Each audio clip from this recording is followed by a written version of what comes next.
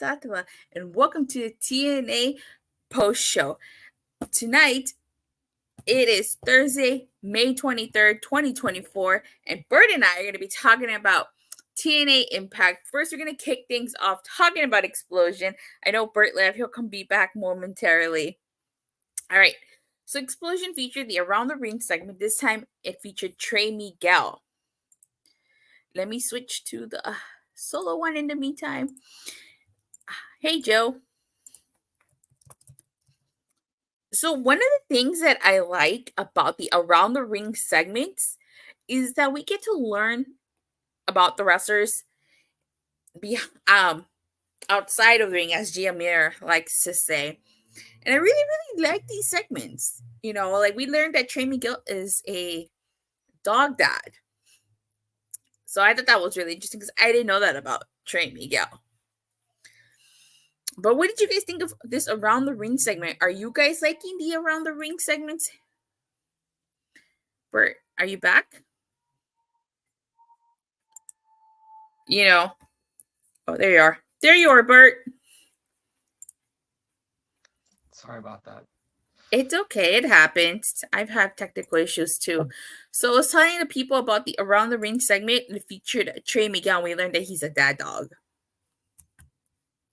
I didn't know that. So on Explosion, we also had Kushida versus Steve Geppy. I think that's how you say. This was a really good match, and it was a great showing by Steve Becky. I don't know much about him. I definitely would like to see him again. I thought this was going to be an enhancement match, but no, Steve Becky actually kept up with Kushida, and I think he makes a great heel. Now, we've talked about this before, and we'll keep bringing it up. I miss the 2-match format of Explosion. Like, Explosion is 40 minutes. You could do so much in 40 minutes. Why is Laredo Kid, who's digital media champion, not defending every week on Explosion? He's digital media. This is on YouTube, digital media. He should be defending every week. You can have storylines on Explosion. You could set things up on Explosion. I don't understand why TNA does not take more advantage of Explosion. What do you think, Burt? Yeah, it's just very weird that they would choose to, like I keep saying, to put classic matches when most people, I would think, are watching it on the network, and that's where all the classic stuff is anyway. I get it, they're trying to show it to get new people to maybe buy the network, but still, I think they should put more matches like this that shows the younger talent that they're trying to put over for the future. I agree. Like, why don't we get, like, you could have had, your mainstays. You could have Johnny Swinger on here. You could do so much with Explosion. I don't know why TNA doesn't capitalize on this. Now, at the end of this match, Kushida, if you remember, like, everybody that's been coming in contact with Jonathan Gresham somehow, someway has been getting sick and vomiting up ink. This was no different. Kushida went up the ramp and then he vomited up the ink. So very interesting. I wonder what's going on here. I know. At first, it's a little weird, but I do like that they're continuing it, because anything new that Jonathan Gresham wants to try, or that they're trying with him, I'm all for. Just because he has the great in-ring to go with it. All he needed was like a character. Well, he didn't necessarily need it, but you could argue that maybe was missing from his, was missing from him. Yeah.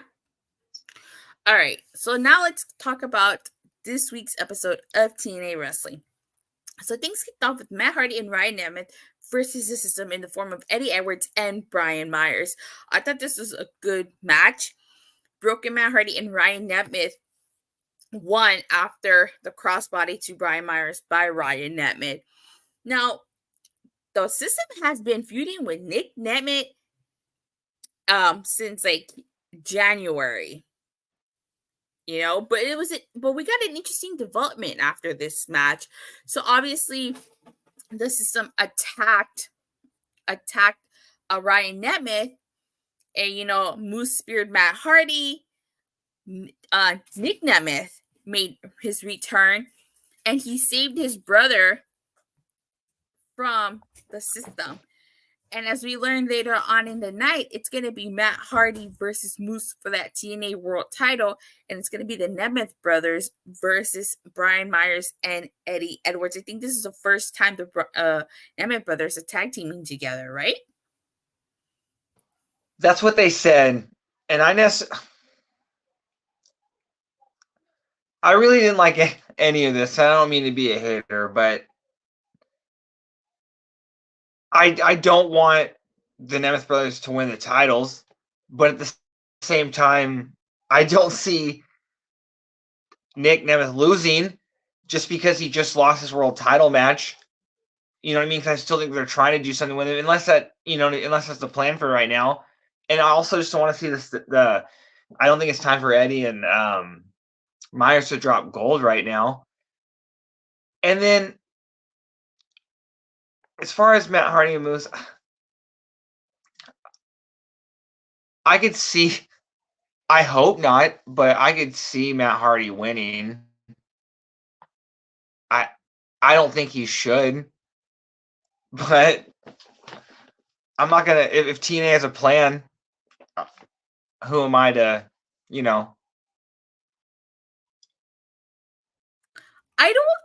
Honestly, I don't think they're gonna lose the titles out against a lot. I think that they should hold on at least until Slammiversary. Yeah, but like you said, because this is one of the smaller shows, you could see maybe one of them dropping the titles, like a transition champion to set up something, set up someone else. But because just based on a later say, I think ABC are gonna win it back just because of the segment earlier. I mean, like after this, I believe.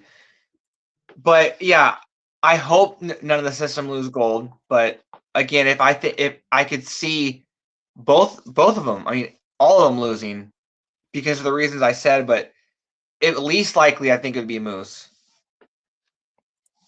Took TNA that quick to make Ryan Nemeth feel like he's important, right? They made him feel important right away. And that's the one thing TNA does best. They make everybody feel important. We've talked about this. Look what they did with W. Morrissey. Look what they did with Steve Macklin, Deonna Purrazzo, and so many others.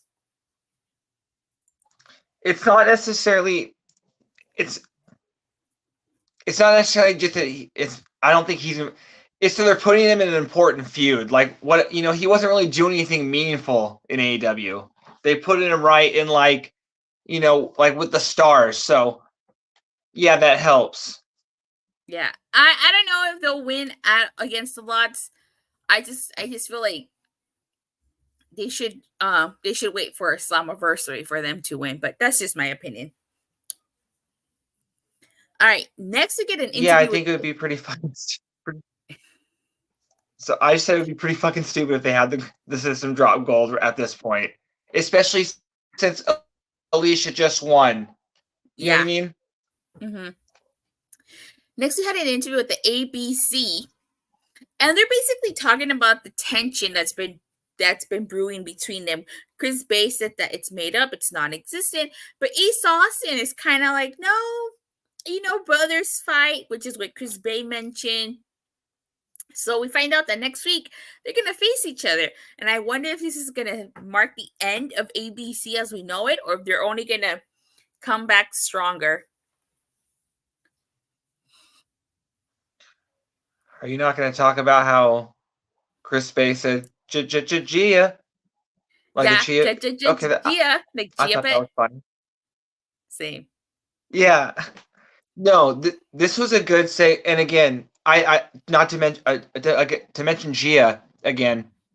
I thought the way that she is, Chris Bay alluded to, trying to stir the pot, did a really good job in this segment to point out things that just because it's not like they were going to talk about them, but they have been having maybe not tension, but they haven't been on the same page. But I really like this because this makes me think that they're not going to turn on each other. Hopefully not.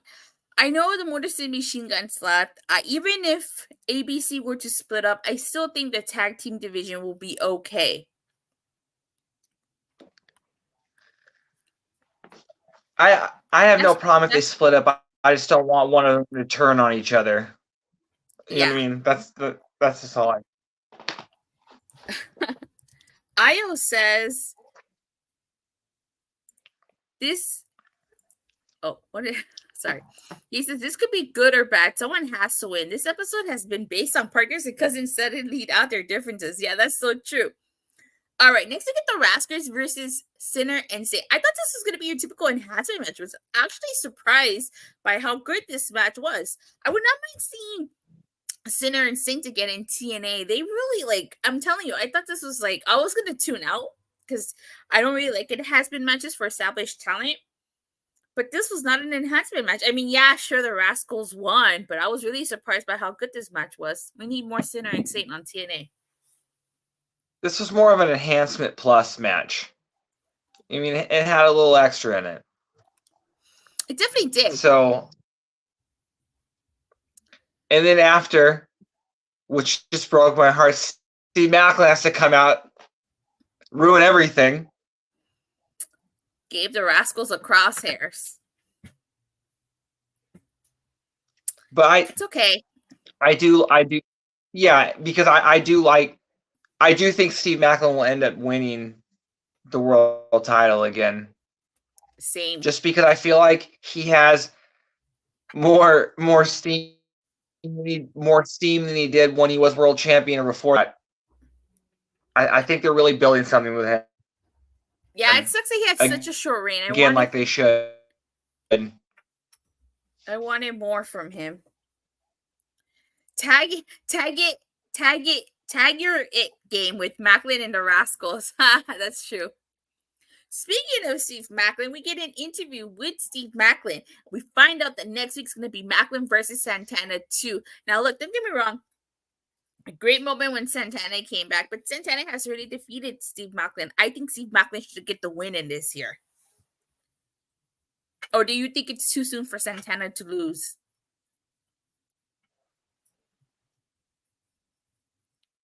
What do you guys think? No, because this doesn't affect the overall goal. I think they have it doesn't matter if Santana is option C, and it's not like he's near the X division yet. So I don't have a problem with with Maclin winning. He should win. Oh, I brings up a good point. I think the Rascals will interfere. Oh, I didn't even think about that. You're probably right. I could see that Steve Maclin losing that way. All right. So yeah. Let me see. No, I don't think so. As long as it's done right, which vague, but that's my take. Oh, you're talking about Steve Maclin losing? Is that what you're referring to, Mike? They probably I could definitely see them a scenario where they distract the referee and then Zachary or Miguel spray paints him in the face. All right. So next we get a Frankie. Oh yeah. Yes. Yeah. Okay. So next we get a Frankie Kazarian segment, and he's arguing with Jay Chung, and he says that the king of TNA is leaving the building. You know, ever since he turned heel, I'm thinking this whole king of TNA segment, gay man, they really should do the king of the mountain and give Frankie Kazarian a crown. And as he's leaving, Junior I didn't think of it, but yeah. I mean, it makes the most sense. This gimmick. He's lucky Josh wasn't there. That's so true. No. I'm just saying when you mentioned Diener coming out. Oh, that's so true. Frankie Kazarian is lucky Josh Alexander wasn't there. He would have ripped him one for arguing with his wife. So the Diener segment, he's talking about he doesn't know what Frankie's problem was, and then he calls out Jake something. Now, as you know, there's been issues between Jake something and Diener. We've talked about this. Diener cost Jake something his matches. I know he didn't do it on purpose, but he still cost him the matches. And you see, you didn't watch last week, but last week when they interviewed Jake something, he clotheslined Diener. And so Dino wanted him to come out here so that, they can make amends. And he basically said it was a receipt that he had coming because of what he did to his family. And sometimes families fight, and that's okay. But he doesn't want to fight against Jake something. He wants to fight alongside Jake something. Maybe there's hope for the Dieners? Maybe. So the whole point of this is that the good hands come out, and this leads into what Santino Marella called the Kentucky Fight Club match. I don't know what type of match that was. This looked like a regular tag match. And it's the good hands versus Jake something and Cody Deaner. One of the things I like about this match is you saw that hesitation in Jake something. He was hesitant to tag in, and he was hesitant to tag Deaner into the match. So I really like that. I don't blame Jake something for that, because Cody Deaner turned on him to join Violent by Design, and then pretty much cost him the matches over the last couple of weeks. But what were your thoughts on the segment and this match? I'm thinking this is the third tag match, right, of the night so far? Yeah. On one hand, I kind of like the idea of Jake something turning on him. It made sense. But at the same time, now that I'm thinking about it, that even though the tag team division is very deep, which I can't remember the last time it was. I wouldn't mind Deaner and Jake something winning the tag team titles eventually, just because I don't see a path for Jake something in singles gold right now. It seemed like they were trying to do something with him, and I don't know. There's just something like that's not. He hasn't put it all together yet. I don't know, but I think that if they want to put gold on him, if that this would be the best way. A KFC match for short. Yeah, KFC match. As Tom Phillips said, it was finger licking good. I started laughing when I heard that. It's not even the best chicken place, but whatever. I like Church's chicken here, though. I like KFC. I like Church's chicken. I like El Pollo Loco. What do you like? Well, like where I live, they don't have. I like Cane's and Chick-fil-A is pretty good, but Chick-fil-A. I like Chick-fil-A. I feel like horses should be involved. What do you mean? Oh, you talking about the KFC match? Church's is fire. Yeah, it is. All right. So I really like how at the end of this, like Deaner offers his hand to Jake something, and like something shakes his hand. So I kind of thought what they were going to do with this whole people's gimmick was turn Deaner heel, but that doesn't seem to be the case. So I'm kind of seeing, maybe like you said, maybe they'll win the tag titles. Yeah, just because after they did, unless they are going to continue with Jake something turning heel, and this is just a one-time thing. But yeah, I could see them winning the tag team titles. All right, so we get a quick Jordan Grace interview. She's just talking about her match against Marty Ball. She talks about how like she was on the losing team, but the loss isn't on her. That's true. It wasn't on her. It was on Brian Myers. He's the one that got pinned. So this was sorry. No, keep going. I would say I'm very curious to see who's going to eventually take that title off of Jordan Grace. I personally think it should be Giselle Shaw, but we'll see. Yeah, no, I think that's where they are going. Especially, I could see Gail Kim being her manager. Especially since they said that we're going to get an interview with her next week. But this kind of felt like not like a real heel promo. But I like how Jordan Grace pointed out how she is the number one champion. That's how I see it. It's interesting because I know if TNA doesn't get Natalia for Summerversary, I think that should be when Giselle Shaw takes it, because they're going to be in Canada. Giselle Shaw is from Canada, or she lives in Canada, so I don't mind seeing that. Wait a minute, hold on. Are you saying Natalia's going to come to TNA? Is that what you're saying? people want her to come because they're going to be in Canada in Montreal. I personally, if we could talk a little, she's going to be a free agent. I personally think if she ever left WWE, of the other two companies, I think TNA makes the most sense, just because I think TNA would actually value her more. Also, I just think that the name Hart still carries with me. Like, Bret Hart's one of my favorite wrestlers. I would say Bret Hart's probably my favorite wrestler of all time. So I think I really would hope TNA is really aggressive in trying to bring her in. I also Natalia's year's coming up. There's a possibility that Juggernaut levels. Who's next? So it's like, yeah. I think TNA would treat Natalia like they did Trinity. They would treat her like a star.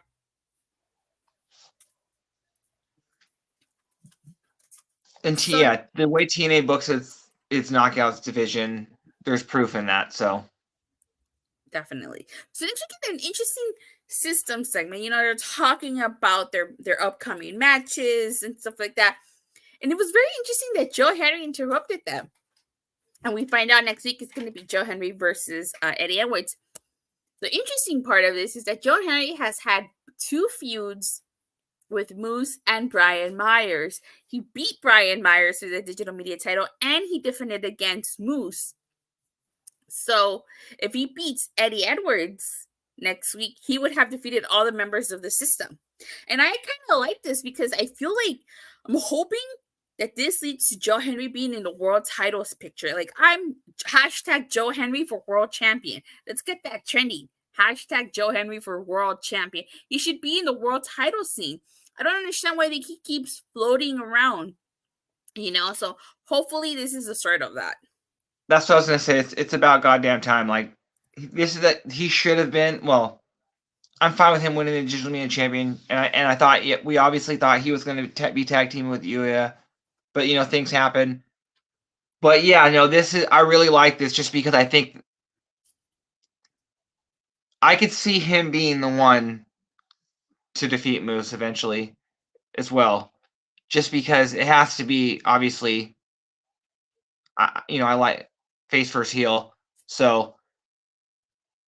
And I could see them doing it. What's the next big TNA show? It's Slammiversary. Yeah, Slammiversary is the next big one. Then you start building for a big match for that. So I'm not necessarily saying Moose versus Joe Henry's the biggest match they could build, but I think that would be a good match. Joe Henry's extremely over right now.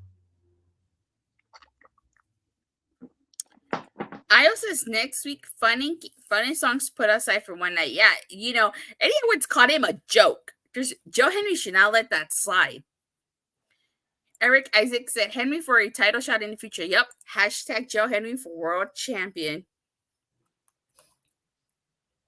But right now, it's like I basically in this show I basically said a few people who I think are going to be champion. The main event scene right now is loaded. It is because you got Mike Santana, you got Frankie Kazarian, possibly Joe Henry, you got Nick Nemeth possibly, although I feel like he'll probably win the tag titles first. It's not even that. It's not even just that. It's just like even the mid cards, everyone feels like it just seems like any given night anyone could be anyone. Yeah, I like how they're booking the roster. Same. All right, next we get the Knockouts title match, Jordan Grace versus Marty Bell. Marty Bell being one half of the Hex. And I thought this was a decent match. Why? Tell me why we got an Ash by Elegance mannequin. Why not? I mean, I know she was undergoing surgery to fix her teeth because of what Zaya Brookside did to her, but was it necessary to have a mannequin at the ramp? Well, I want to shout out. I think the doctor was based out of Boca Raton. I don't know. I forgot the name of the doctor. Iceman said it. I'm trying to remember, but let's hope she recovers. I like how you poured the mannequin champagne. I think that was just living the gimmick right there. I'm fine with that. I like how Allison Kay returned. I'm a big fan of both her and Marty Bell. But no, this was another. I think every match on this show was above average, and yeah, Jordan Grace just continues to just go through the roster. At this point, it's either going to be Ash or Giselle that I think beats her. But if they brought in Natalya, I think that would be a dream match. Now, tonight was the return of the Hex. We haven't seen the Hex since they challenged for the Knockouts tag titles and lost.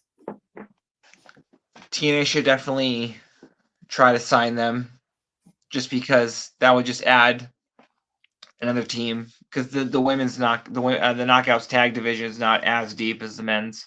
I agree. We need more women's tag teams, but hopefully they stick around. You know, one can only hope. We get a quick Santino Marella segment. Like, he's talking to Jonathan Gresham on the phone. And he's basically like telling him that everyone that's come in contact with him has gotten sick. And that next week for his match against Sami Callihan, the ref is going to wear mask, gloves. And then, like, I think Gresham is the one who, like, gets, like, the phone and stuff. So very curious to see what they're doing with all of this. But I'm digging it. Yeah, this almost made it better now. Just because now I don't know, it's adding an extra layer to it. It's very Lucha Underground, very TNA, but they are able to do stuff like this better than most. Yeah, I agree. So you get Jody Threat versus Tasha Steelz, and we've learned that, you know, Lars Ferguson doesn't want them to challenge for the Knockouts tag titles just yet. But they're not off to a great start here. Jody Threat lost to Tasha Steelz, a Boricua badass here. And this was a decent match. I liked it. So the lead singer of Rancid's their manager now? I guess it seems like it. Okay. Sure. But no, I'm glad Tasha Steelz won, because she still should be booked as the star she is. So it doesn't, you know, it's not like this was a match before Jody Threat and Danny Luna had a title shot. So I'm fine with this. Me too. And I wonder where Tasha Steelz going to go from here now. So next we get PCO shouting Steph. He's like basically shouting for Steph Delander. And I mean, so PCO, they're giving PCO love interest now. Is that where we're going? It seems like it, but I mean, okay. She's the one that flirted with him first. She tried to seduce him twice, and then he almost kissed her. So, are we going to see Frankenstein and the Bride of Frankenstein in TNA? Sure. Yeah. But again, only TNA could take that and like make something out of it. So I'm not going to doubt them. Same. I agree. I feel like TNA can pull it off. Anybody else wouldn't be able to pull it off as good as TNA. All right. We get a first class promo, and they're basically talking about how they were scouting all the champions last week, and they made the decision as to what title they want. And I don't think they say the title because it cuts to a commercial break. But if I'm not wrong, I think it's going to be AJ Francis versus Laredo Kid for that digital media title, right? Couple stars in this segment. AJ Francis and Rich Swann. Yeah, I hope that's where they go. Again, AJ. Now this is what all TNA made AJ Francis a star. I didn't see this, but look what they've done. Again, they're like batting 1,000 in their reclamation projects. Yeah. It's basically like it's basically like in sport, like in baseball, when a pitcher, you know, he doesn't do well pitching for the Yankees, but then he goes to like Tampa and does well. I had to see. Like, I wasn't a fan of Top Dollar. He's winning me over. So, all right. So the main event ends up being Trent Seven versus Speedball Mike Bailey, with the winner facing Ali for the X Division title against all odds. So last week it was ABC versus Speedball Mountain. The winning team would face each other this week, and so Speedball Mountain defeated ABC last week. This main event, holy shit, this was a fantastic main event. I was a little surprised by the outcome, but then again, I thought about it and I wasn't that surprised. Now, I really like how during this match, Speedball Bailey accidentally hits Mustafa Ali over here. I mean, and he's like smiling about it. So I wonder, was it really an accident, or did he do that intentionally? While I agree with this was a great match. This is the first time I think that when Ali's been ringside, he's actually I didn't like the ending of this. I'm not gonna say it ruined the match, but I don't understand. Because I think Trent Seven was gonna win, but I didn't think that they needed like interference. Who came out again? Oh, Champagne Singh. So again, because I didn't think when he took Ali out that Ali was going to interfere. So, but this was a really good that the burning hammer on the apron looked nasty. And then this match this was a great main event. Ios, it's been a while since we've seen Champagne Singh. Yeah, it has. Yeah. That Burning Hammer that you mentioned, it was before that. That was the 7th Solariat on the ring apron as well. What a match! Trent Seven's been growing on me ever since he's been to TNA. I really like how Speedball acts at the beginning accidentally chopped him in the back, and he was like, what? Yeah.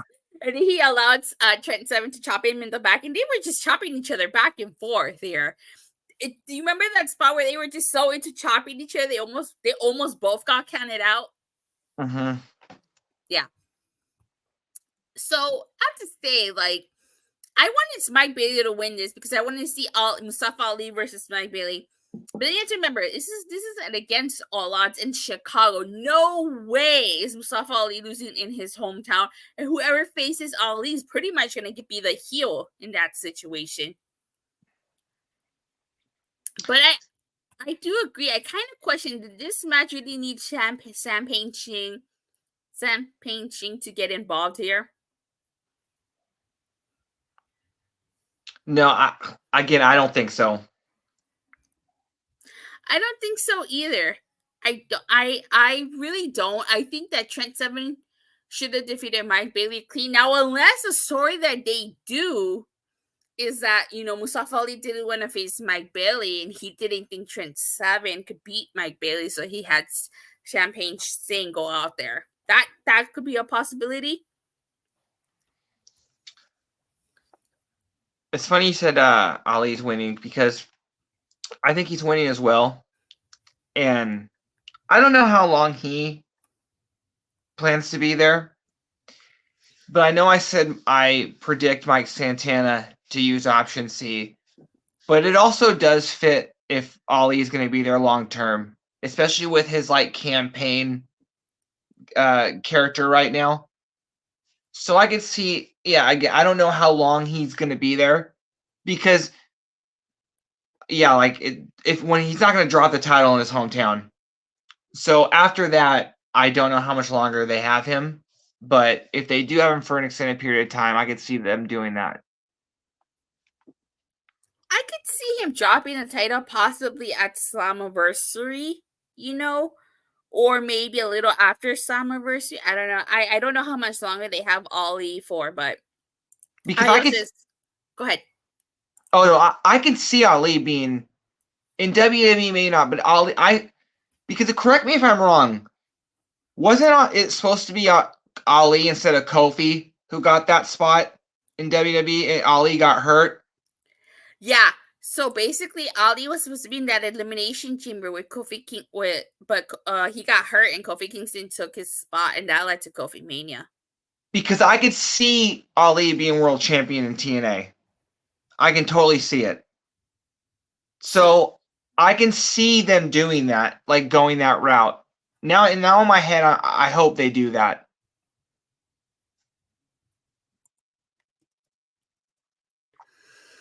But Io says, good luck booing Mustafa and his hometown. Yeah, good luck to everybody, because I don't think he's going to get booed. But overall, I thought tonight was a great show. As always, TNA always delivers. There hasn't not been a bad show. They're going to give you... Yeah, their down weeks are some people's like above average. So this was a very solid show. I think a B plus, A minus. Yeah, I definitely agree. I cannot wait for Against All Odds. The boat is shaping up to be good. Yeah. All right, Burt. As you get ready to sign off, where can people find you? On X at Burt Macklin 11. You can follow me on X at Datila_. I talk about things wrestling. I go live on my channel, Rangers of Wrestling, on Mondays, Wednesdays, Fridays, occasional Saturdays, and Sundays.